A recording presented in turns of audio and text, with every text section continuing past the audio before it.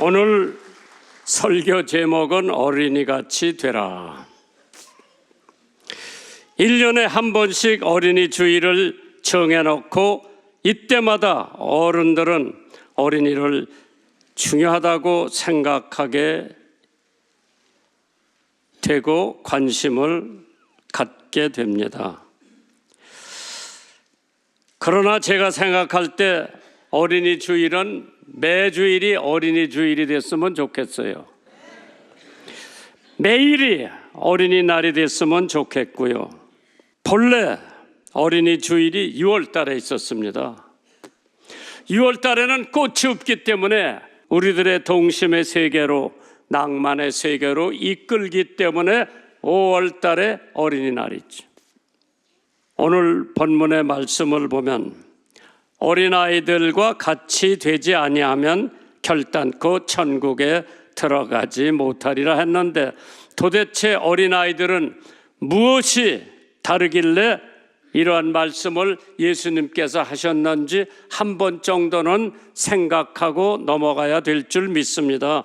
어린아이들은 천진난만하죠. 배고프면 밥 달라고 울고, 기저귀에 오줌 똥 쌌으면 갈아달라고 울고, 엄마가 어디 나갈 때 엄마 가지 말라고 울고, 있는 그대로 천진난만한 것이 어린아이들이죠. 구김이 없어요. 또 어린아이들은 굉장히 귀중합니다.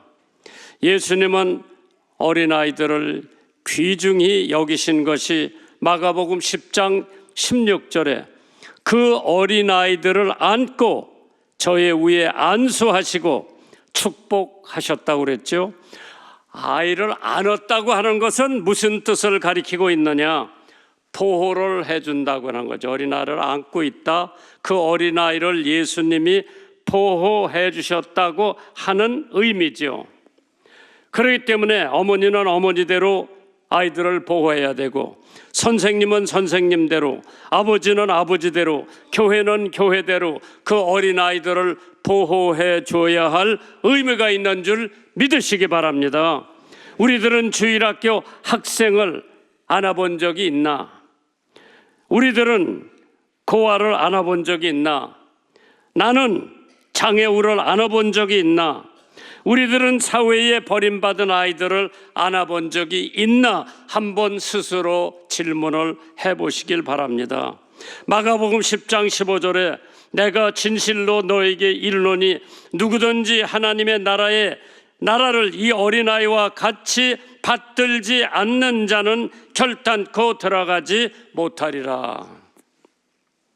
본문에 어린아이의 특징과 또 방법을 제시해 주셨는데, 그것을 생각하면서 오늘 말씀의 본문을 은혜롭게 생각해 보려고 합니다. 첫째 대목이 어린아이와 같이 자기를 낮추는 자가 되라고 그랬어요. 두 번째는 어린아이를 영접하라고 그랬죠. 영접. 세 번째는 어린아이를 실족하지 말라고 그랬어요. 세 가지가 있어요. 어린아이와 같이 자기를 낮추라고 그랬어요. 내가 엄마한테 물어볼게. 어린아이들이 낮춰요? 땡깡 부려요? 나는 이 말씀을 보면서 어린아이와 같이 자기를 낮추는 자가 되라고 그랬는데, 마태복음 18장 4절입니다. 그러므로 누구든지 이 어린아이와 같이 자기를 낮추는 그이가 천국에서 큰 자라고 그랬죠. 뭐냐? 낮추라는 것은 겸손의 교훈이죠. 어린아이의 겸손은 순진합니다. 어른들은 없어도 있는 채 하고, 어른들은 몰라도 아는 채 하고, 어른들은 굶어도 이를 쓰시고 있는 것은 내가 밥을 먹었다고 하는 가식 많지요. 없는데도 있는 채 하고, 모르는데도 아는 채 하고, 굶어서 바깥에 나가면 이를 쓰시는 체면을 가졌지만은 어린아이들은 체면이라는 게 없어. 배고프면 밥 달라고 울고, 추우면 춥다고 야단이고, 어린아이들은 있는 그대로, 그러니까 우리는 체면, 허식이 너무 많아 어른들은. 그러나 아이들은 있는 그대로요. 그렇게 되지 않으면 천국에를 갈 수가 없다. 두 번째로, 어른보다 속히 진리를 받아들이는 것이 어린아이들이에요. 어린아이들은 선입관념이 없어요. 따지지를 않아요. 있는 그대로. 그래서 어려서 구원받은 위대한 인물들이 여럿이 있어요. 폴리캅, 교부죠. 용감한 초대교회의 순교자인데 9살 때 개종을 하고 예수를 믿었다 그래요. 자나튼 에드워드, 미국의 성직자 중에서 가장 뛰어난 지성인입니다. 7살 때 예수를 믿었고, 젠센도프라고 하는 사람, 모리비안 지도자는 4살 때 구원을 받았다고 합니다. 매튜 헨리, 위대한 주석가, 그도 4살 때 예수를 믿고 구원을 받았다고 그러죠. 찰스 스퍼전, 영국의 대설교가는 12살 때 예수 믿고 구원을 받았다고 합니다. 세계적인 전도자 빌그램 목사님은 17살 때 예수 믿고 구원을 받았다고 합니다. 디모데후서 3장 15절입니다. 또 내가 어려서부터 성경을 알았나니 성령은 능히 너로 하여금 그리스도 예수 안에 있는 믿음으로 말미암아 구원에 이르는 지혜가 있게 하느니라. 어려서 알아듣던 못 알아듣던 애들한테 성경을 읽어주면 무의식 중에 그 성경이 그 아이들 마음속에 깊이 자리 잡는 줄 믿으시기 바랍니다. 어려서 부모들은 꼭 1등 해라, 꼭 성공해라, 꼭 공부 잘해라, 그런 소리 많이 했을 거예요. 물론 1등 하면 좋지요. 우등하면 좋지요. 그러나 나폴레옹이 자기 반에서 몇 등 했는지 아십니까? 나폴레옹은 자기 반에서 42등을 했대요. 그러면은 42등 했는데도 천하를 호령한 나폴레옹이 자기보다 더 공부 잘하고 선생님 말 잘 듣고 좋은 학교 간 사람들이 41명이 있을 텐데 그 41명 어떻게 됐다는 얘기 들어봤어요? 못 들어봤어. 42명째 되던 나폴레옹이 불란서를 세계의 가장 위대한 나라로 세워놨죠. 서 아이색 뉴턴이라고 하는 사람은 반에서 꼴에 비해서 둘째를 했대요. 그런데도 그는 기하 과목에서는 낙제를 했지만은 뉴턴은 위대한 사람이죠. 미국의 시인이며 정치가였던 제임스 로월은 하버드 대학에서 정학을 당했지만은 큰일을 했습니다. 발명가 제임스 와트, 학교에서 조롱의 대상이었지만은 그는 가장 위대한 발명을 했습니다. 사실 나이지리아의 노예 시장에서 한 소년이 담뱃잎 한 푸대와 교환이 됐어요. 그런데 그 타고 있던 배에 군목이 있었대요. 그 군목이 그 아이 눈초리가 청명하게 보여 소년의 장래성을 보고 자기 양자로 삼았어요. 그래가지고 교육과 철저한 신앙 훈련을 시켰습니다. 30년 후에 어느 날 나이지리아 교회 최초의 감독으로 취임 예배를 드리게 되었답니다. 그는 감독이 돼서 세계적인 성사학자며 민족의 지도자 사무엘 크로스웨더라고 하는 사람. 그런데 이 사람은 바로 30년 전 노예에서 군목에게 양자로 성책을 받았던 손이었습니다. 하나님께서 사람이 사람을 만나면 역사가 일어나고 하나님을 만나면 기적이 일어난다고 했는데 마태복음 18장 2절입니다. 예수께서 한 어린아이를 불러 저의 가운데 세우시고 가라사대 진실로 너에게 이르노니 너희가 돌이켜 어린 아이들과 같이 되지 아니하면 결단코 천국에 들어갈 수가 없다. 그러니까 우리가 천당 가서 깜짝 놀라는 사건이 여러 가지가 있다고 그랬죠. 저 사람은 꼭 천당에 왔어야 되는데 안 왔네. 가보니까 아유, 저런 사람은 천당에 못 갈 줄 알았는데 천당에 와서 놀랬고, 오늘 여러분과 제가 한번 우리 스스로를 돌이켜 봤을 때에 과연 나가 어린아이와 같이 순수하고 겸손한 자가 되었나? 그래야 천국을 갈 수 있다. 두 번째 대목입니다. 어린아이를 영접하라고 했어요. 마태복음 18장 5절입니다. 또 누구든지 내 이름으로 이런 어린아이 하나를 영접하면 곧 나를 영접하는 거라. 어린아이를 영접하는 사람은 예수를 영접하는 사람이요, 하나님을 영접하는 사람이요, 성령을 영접하는 사람이라. 어린아이들은 그대로 받아들이라는 뜻이죠. 사실 우리는 어린아이를 그냥 빨리빨리 크게 하려고 난리를 때리는 부모가 있는데, 어린아이들은 그냥 어린아이들대로 그대로 키우는 게 좋죠. 너무 빨리 키워도 안 좋고 너무 늦게 키워도 안 좋고, 하나님께서 어린아이들을 어떻게 취급을 하느냐. 어떤 미국 성도 한 분이 자기 교회를 걸어가는데 소년 4사람이 길에서 놀고 있어서 그 아이들 4살 데리고 주일학교 가서 자기가 가르치기 시작을 했어. 몇 년 후에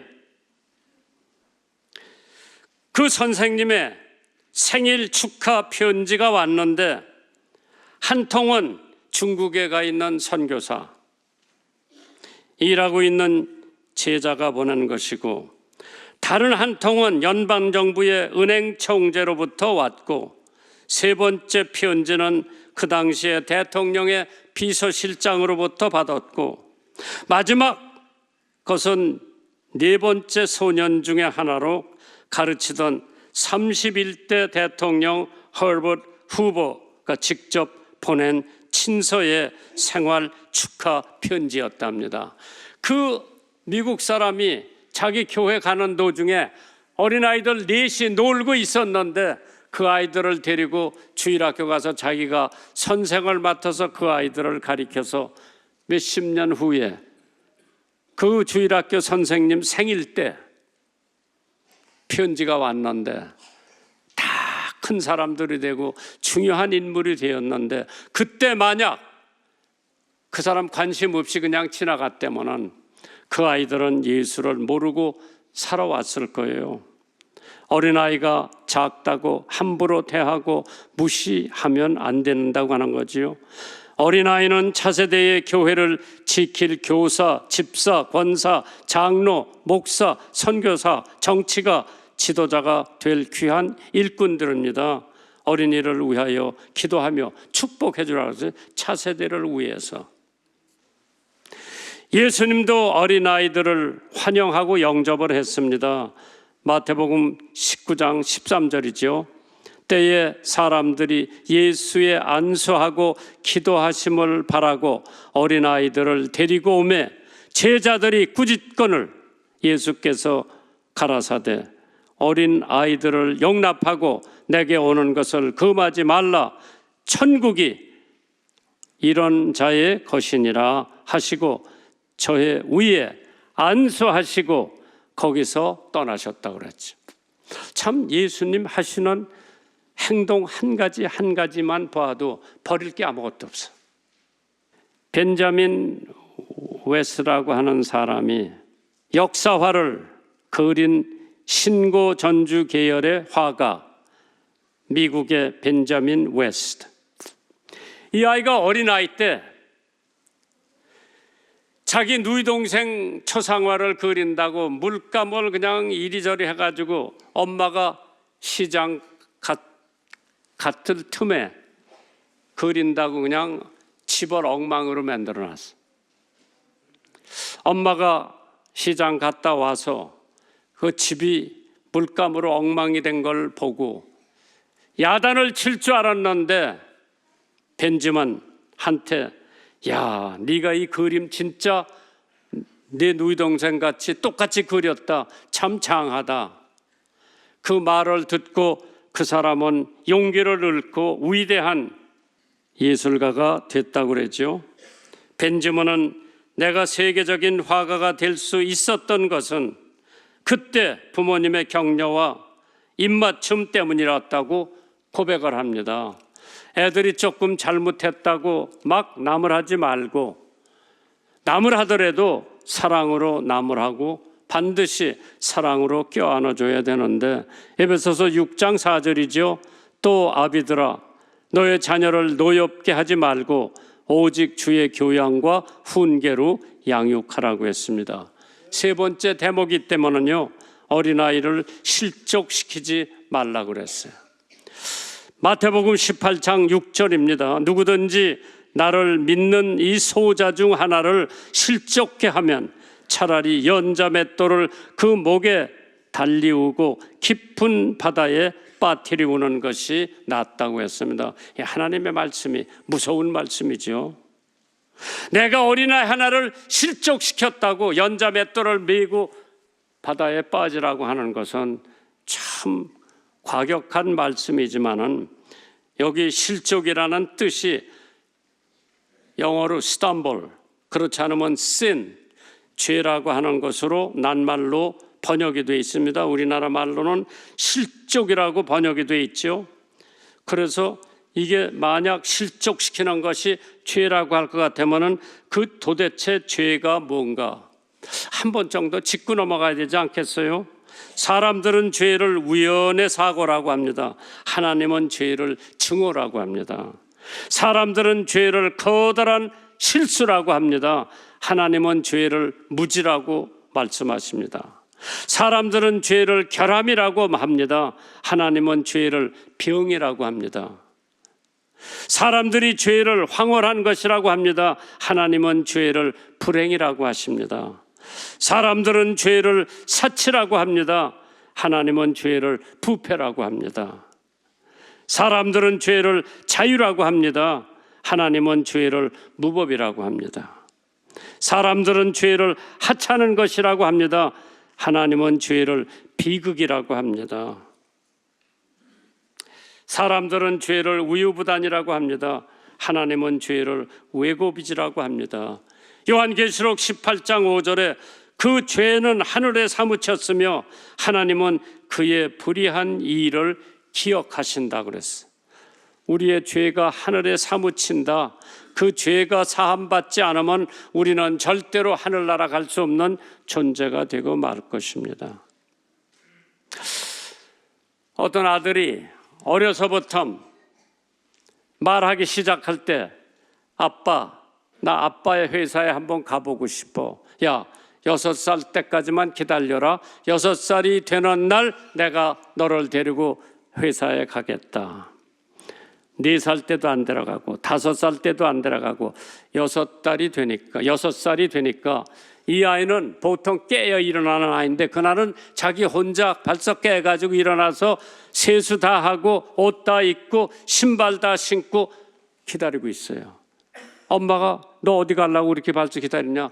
내 6살 되면 아빠가 나 아빠 회사 데려간다고 그래서 지금 기다리고 있는 거라.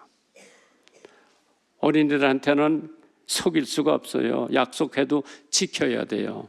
아버지가 그 얘기를 듣고 그래 가방을 들고 자동차를 타고 6살 먹은 아들을 데리고 출근을 합니다. 그 아버지가 그 회사의 사장이요. 그러니까 뭐 직원들이 다 사장 아들 왔다고 뭐 캔디도 주고 뭐 굉장히 잘해줬어요. 근데 그 아이 6살 먹은 애는 거기에 관심이 없어. 뭐에 관심이 있는 거니? 아버지가 점심 때 어디서 점심을 드시나? 그게 관심이야. 점심 때가 되니까 아버지가 아들을 데리고 늘 가던 식당에 갑니다. 주문을 합니다. 아버지가 주문 다 하고 그 아들이 웨이트러스가 와서 꼬마 사장님은 뭘 드시겠어요? 나는 우리 아빠 먹는 거 똑같이 주세요. 그 다음에 음료수를 주문하잖아요. 사장님, 오늘 음료수를 뭘 드릴까요? 항상 드시는 걸 드릴까요? 그러니까 아니요, 오늘은 우유를 주세요. 꼬마 사장님은 오늘 음료수를 뭐 마시겠어요? 우리 아버지 마시는 거 주세요. 보통 아버지는 맥주 한 잔을 마시면서 점심을 먹는데 그날 만약 자기가 맥주를 달라고 했으면 아들 6살 먹은 애도 맥주를 달라고 그랬을 거예요. 애들은 어른들 하는 대로 따라가요. 잘 키우세요. 어린이 주일이에요. 하나님께서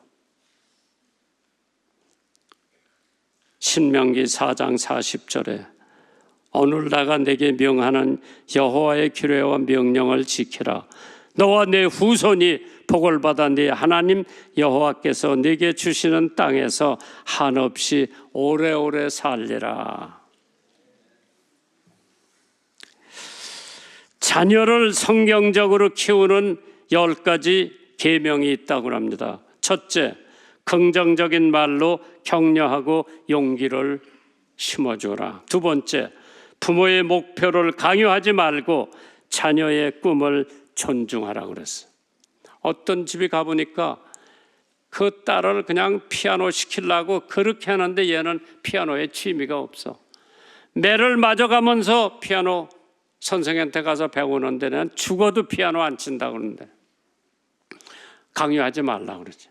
세 번째, 그리스도를 닮은 생활의 본을 자녀에게 보여줘라. 네 번째, 자녀들을 무시하지 말고 인격적으로 대하라고 그랬죠. 다섯 번째, 일시적인 감정으로 자녀에게 매를 들지 말라고 그랬죠. 다섯 번째, 자녀에게 심한 정신적인 스트레스를 주지 말라고 그랬어요. 일곱 번째로 자녀의 요구를 무작정 거부하지 말고 선별하여 판단하라고 그랬어요. 여덟 번째, 큰 실수를 했을 때는 비록 자녀 앞이라도 사과하세요. 아홉 번째, 자녀들의 마음의 상처나 자존심을 건드리는 언행은 삼가세요. 열 번째, 자녀들의 문제와 고민을 귀 기울여 들어주시는 친구가 되세요. 이걸 내가 애들 키울 때 누가 나한테 가르쳐 줬으면 그렇게 가르쳐 줬을 텐데 나한테 이거 가르쳐 주는 사람이 없어. 지금은 내가 여러분들한테 가르쳐 주니까 자녀들 잘 키우세요. 잠언 22장 6절입니다. 이 성경 구절 잊지 마세요. 마땅히 행할 길을 아이들에게 가르치라. 그리하면 늙어도 그것을 떠나지 아니하리라. 4살 먹은 버릇이 80까지 간대죠. 하나님께서 여러분의 가정에 자녀를 준 것은 여러분의 자녀가 아니라 하나님이 위탁해서 키우라고 주신 거죠. 자녀의 소유권은 하나님이 가지고 있어요. 아무리 튼튼한 다리라고 하더라도 한쪽 발만으로 온전히 걸을 수 없듯이 성품과 신앙이 없는 실력과 성공이란 하나님께 영광 될 수가 없습니다. 진정한 행복을 줄 수도 없습니다. 실력과 신앙이 균형 잡힌 자녀로 기도하며 지혜롭게 양육하는 참된 부모가 되시기를 주님의 이름으로 축원합니다. 어린이 주일, 어린이들 사랑하고 어린이들 보호하고 어려운 어린아이들을 안아주시고 챙겨주시고 덮어주시기를 주님의 이름으로 축원합니다.